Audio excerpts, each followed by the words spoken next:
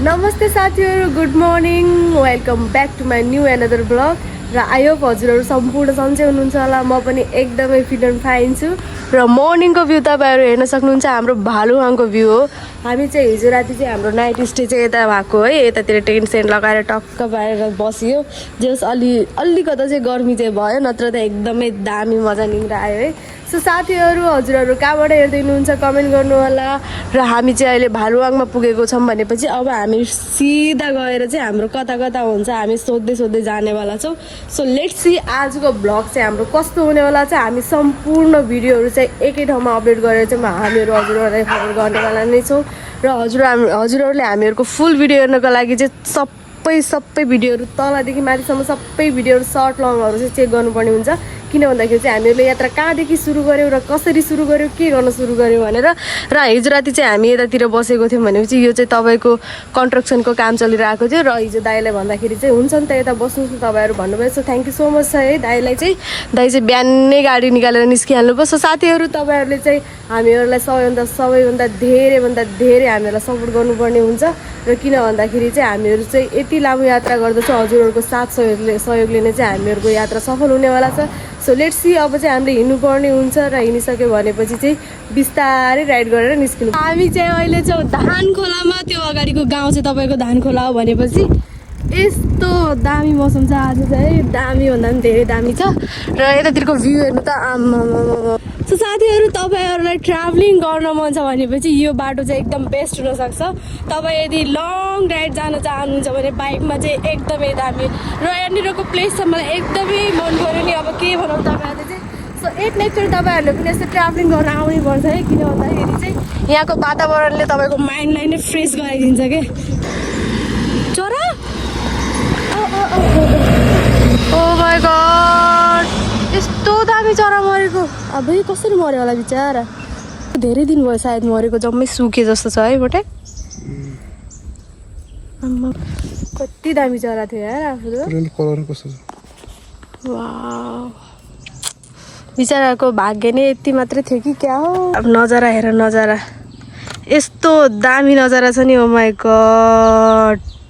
साथीहरू, तपाईँहरू हेर्न सक्नुहुन्छ मेरो पहिलाको नजिला भ्रमण गर्दाखेरि चाहिँ तपाईँले चाहिँ खोलामा दिएको तल अहिले चाहिँ म बाटोमा थिएँ। अलमोस्ट 3 दिन भइसक्यो मैले आएको पनि छैन। सो अहिले कभर मात्रै धोइहाल्छु। अब नेक्स्ट टाइम कतै अब होटेलहरूको बस्यो भने उतातिर फ्रेस हुनुपर्छ राम्रोसँग। सो अहिले चाहिँ कभर त धोइहाल्नुपर्छ। यस्तो मजा आइरहेको छ। ल है, मजाले फ्रेस भयो आज चाहिँ। कपाल धोएको 2-3 दिन भएको थिएन है। आम्मा 2-3 दिनसम्म नधोएको कपाल आज मजाले यो धारामा धोयो। सो यतातिर चाहिँ तपाईँको ट्रकहरूमा आउने दाइहरू चाहिँ धेरै नै आउनु हुँदो रहेछ। अनि यतातिरको गाउँहरूको पनि अलिअलि आउनु हुँदो रहेछ। यति धेरै पानी आउँछ। यो पानी चाहिँ भयङ्कर चिसो छ यार। मजा आयो यहाँ। मेरो जम्मै यस्तो हालत बसेको जुत्ता यो भिजेर जम्मै सुकिहाल्छ नि लुगाहरू जे भिज्यो भने होइन। सो कपाल चाहिँ मजाले धुयो, फ्रेस भयो, मजा आइरहेको यार। चिसो भयो दाजु। तपाईँहरू हेर्नु त यहाँ सेलरोटी खान सक्नुहुन्छ। को खाने सेलरोटी? सेल खाने भयो आउनु ल। यस्तो मिठो सेल छ। यो चाहिँ हामी छौँ कपिलवस्तुको जिल्लामा, जहाँ चाहिँ तपाईँ यो दाङ जिल्ला पर्छ भनेपछि तपाईँको यस पछाडि चाहिँ हाम्रो चाहिँ कपिलवस्तु जिल्ला पर्छ। जस्तो साथीहरू, अहिले चाहिँ हामी धेरै लङ टुर गर्दाखेरि चाहिँ यति लामो यात्रा गर्दा लगभग 4-5 किलोमिटर हिँड्दाखेरि र 2-4 किलोमिटर ओह्रालोमा मजाले आउँदाखेरि चाहिँ हामी चाहिँ अहिले फाइनली कपिलवस्तुको जिल्लामा पुगिसकेको छौँ। र यसपछि हाम्रो सिमाना चाहिँ प्रारम्भ भइसकेको छ। तपाईँको चाहिँ यतातिर चाहिँ मन्दिर रहेछ। र हजुरहरूले इन्ट्रेस्टिङ कुरा त्यो माथि के देख्नुभयो थाहा छ? त्यो के हो? भेडा। आफूलाई अहिले कस्तो बिचराको काल आए जस्तो छ। यस्तो खतरनाक पानी पर्यो अहिले। हामी जे होस् हाम्रो भाग्य चाहिँ एकदमै राम्रो छ है। तपाईँको यता 2-3 किलोमिटर अगाडि न गाउँ छ न केही छ, उकालो मात्रै। अनि यहाँनिर ओह्रालो हुँदाखेरि चाहिँ यता जे होस् पसलहरू चाहिँ भेटियो। अनि यता हामीलाई ओत लाग्न चाहिँ सजिलो भयो। हाम्रो साइकलहरू चाहिँ हामीले उता राखेको छौँ। हावा चलिरहेको छ है। तपाईँको यो जम्मै ओह्रालो मात्र हो। यस्तो दामी भ्यू छ। सो साथीहरू, म चाहिँ एकैछिन बसेँ ल। मेरो चाहिँ सामानहरू म त्यहाँबाट माथिबाट यस्तो स्पिडमा आइरहेको थिएँ। मेरो जम्मै यो क्याप र मेरो अनि यो पम्प चाहिँ यो रस्सी जो बाँधेको छ नि, यसले चाहिँ यो सबै टुटेर चाहिँ सबै उता बिग्रियो थिएँ अनि उता एउटा दाइ बस्नु भएको थियो उहाँले चाहिँ जे ल्याइदिनु भयो एकदमै खुसी लाग्यो मेरो हिरो चाहिँ कहाँ पुग्यो थाहै छैन है मौसम चाहिँ एकदमै राम्रो छ है मौसमले गर्दा भिडियोहरू चाहिँ दामी दामी भइरहेछ सो लेट्स सी अब अगाडि बढ्नुपर्छ हामी साथीहरू तपाईँहरूलाई धेरै मान्छेलाई चाहिँ थाहा होला है यो चाहिँ कुन ठाउँ भनेर किनकि भनिराख्नु पर्दैन यो ठाउँ कुन हो भनेर तपाईँले यताको भ्यूहरू पनि हेर्न पाउनुहुन्छ है यस्तो दामी र यतातिर मन्दिर कस्तो राम्रो छ है सो अनि यतातिर पसलहरू पहिला थिएन आजभोलि चाहिँ जेस राखेको रहेछ यस्तो दामी बाटो छ नि यो चाहिँ मैले त एउटा पाइरो पनि हाल्नु परेको छैन यस्तो राम्रो ओह्रालो रहेछ यतातिर चाहिँ सो अहिले चाहिँ हामी कता छौँ भन्ने कुरा भाइ यो कुन ठाउँ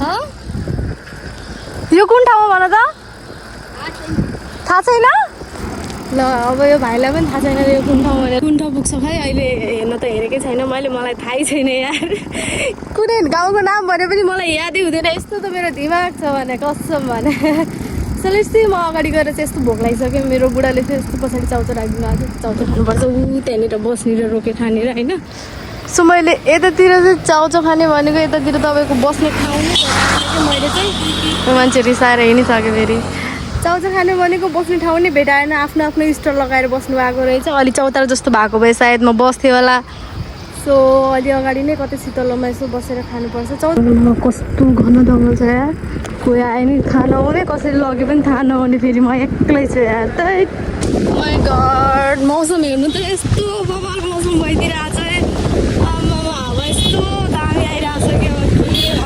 यस्तो दामी मौसम अगाडि मेरो पसिना चाहिँ खाली हुँदैन है मौसमले समीकरणले यसरी साथ दियो भने बबाल भइहाल्छ नि यात्रा त आमा आज चाहिँ दिनमा लगो दुईचोटि यस्तो खतरनाक पानी पर्यो यार अहिले चाहिँ हामी कुन शिवपुरमा चाहिँ जहाँ यस्तो ठुलो पानी पऱ्यो हामी चाहिँ एकछिन यता नास्ता गर्न बसेको थियौँ हिजोको दाइले चाहिँ हामीलाई चाहिँ उता मेरो ससुरालीमा खाजा खाएर जानु होला भन्नुभएको थियो धेरै धेरै धन्यवाद है दाइलाई चाहिँ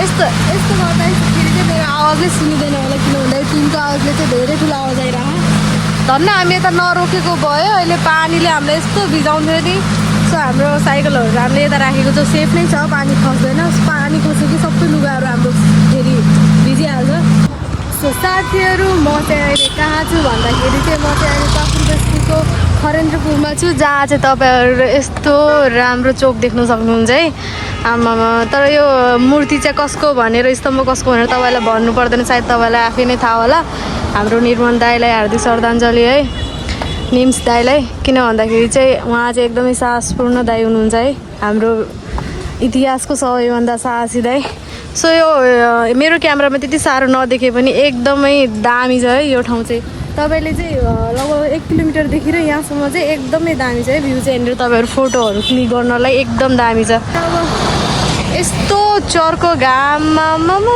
निस्किनु पर्ने हुन्छ है के देखिरहेको छु सो साथीहरू तपाईँहरूलाई एउटा कुरा मैले सेयर गर्न चाहेँ यदि तपाईँहरूलाई भैँसीहरू चाहिन्छ भने तपाईँहरू यहाँ आउँदा हुन्छ यहाँदेखि उता यो सब भैँसीहरू हो क्या अनि यतातिर पनि छ फेरि यता तलतिर है सो यो चाहिँ तपाईँहरूको चाहिँ बुडोल जाने बाटो जहाँ चाहिँ एकदमै ठुलो बनिरहेको छ यो बाटो चाहिँ अहिले चाहिँ निर्माण कार्यहरू सुरु भएकोले चाहिँ बाटोहरू सबै काटेर यस्तो हिलो भएको छ नि उतातिर मैले तपाईँलाई देखाउनै सकेन किन भन्दाखेरि चाहिँ उतातिर त भयङ्कर हिलो थियो आमा मेरो एक हात नै छोड्नु पर्नेन के साथीहरू तपाईँहरू मेरो अगाडि के देख्दै हुनुहुन्छ है हाम्रो सदस्य सो एकदमै दामी वातावरण तपाईँहरू हेर्न सक्नुहुन्छ है यस्तो दामी पिच रोड छ लगभग यो 14 किलोमिटर पुरै जङ्गल मात्रै छ है मेरो पसिना न कहिले सिद्धिन्छ सकिनेवाला छ है हामी चाहिँ अहिले लुम्बिनीको लागि निस्किँदैछौँ जोस् बाटो चाहिँ एकदमै दामी छ है शीतल अनि हावा चलिरहेको छ मस्तले यतातिर जनावर पनि हेर्दै गइरहेछौँ जोस् मजा आइरहेको छ ओ माई गड सो साथीहरू तपाईँहरू देख्न सक्नुहुन्छ हाम्रो लुम्बिनीको दृश्य जस्तै देखिरहेको छ है यो चाहिँ सो यो चाहिँ हाम्रो भिचु चोक हो भनेपछि हाम्रो तौलियावा चाहिँ स्ट्रेट जानुपर्छ है र जितपुरको लागि चाहिँ हाम्रो लेफ्टतिर जानुपर्ने हुन्छ र हाम्रो जाने ठाउँ भनेको लेफ्टतिर हो जितपुरतिर र त्यसपछि हाम्रो कुन ठाउँले जानुपर्ने त्यसपछि कुन आउँछ जानुपर्ने लुम्बिनी मतलब यो पछि कुन गाउँ आउँछ अरे भैरव है सो भएर आउँछ अरे र हामीलाई त्यहाँबाट भैरवबाट लेफ्ट लगेर चाहिँ स्ट्रेट गयो भनेपछि चाहिँ हजुर त्यहाँबाट सोध्दै सोध्दै जानुपर्छ र तपाईँहरू लुम्बिनी आउनुहुन्छ भनेपछि यो सिनमा फोटो क्लिक गर्न भिडियो बनाउनु चाहिँ नछोड्नुलाई यस्तो दामी चोक छ है सो यो चोकको नाम नै भिचु चोक रहेछ सो लेट्स सी अब जानुपर्छ हाम्रो राइडरहरू रेडी भइसक्नु भयो सो अलि उहाँलाई चाहिँ अलिक गाह्रो भएको छ अरे अलि अगाडि गएर चाहिँ बस्नुपर्छ है सो कन्टिन्यू हिँडेको हामीले 14 kilometre continue non stop cycle चलाइदियो आमामा यस्तो दामी जङ्गल थियो नि साथीहरू हामी चाहिँ अहिले 2 किलोमिटर पछि चाहिँ हामी लुम्बिनी पुग्नेवाला छौँ र मैले क्यामेरा यस्तो गर्दा चाहिँ सुनिँदैन होला तर यस्तो गर्दा चाहिँ सुनिन्छ आइएम सो भेरी एक्साइटेड है तपाईँहरूलाई थाहा होला हामी कहाँबाट यात्रा गरेर कहाँसम्म पुग्दैछु भनेर अबको 2 किलोमिटर पछि चाहिँ हामी लुम्बिनी मन्दिरमा पुग्नेवाला छौँ जहाँ चाहिँ दर्शन गरेर तपाईँहरूलाई पनि दर्शन गराउनेवाला छौँ यो तपाईँको लुम्बिनीको गेट है मेरो पछाडि गइसक्यो चाहिँ बाटो यस्तो दामी छ तपाईँको चाहिँ मन्दिर चाहिँ 8 बजीतिर क्लोजिङ हुँदो रहेछ है अनि गेट चाहिँ 9 बजे सो हामी चाहिँ बाहिरबाट अलिअलि फोटो क्लिक गर्छौँ सायद हामी आज यति नै बस्छौँ होला जस्तो लाग्छ सो लेट्स सी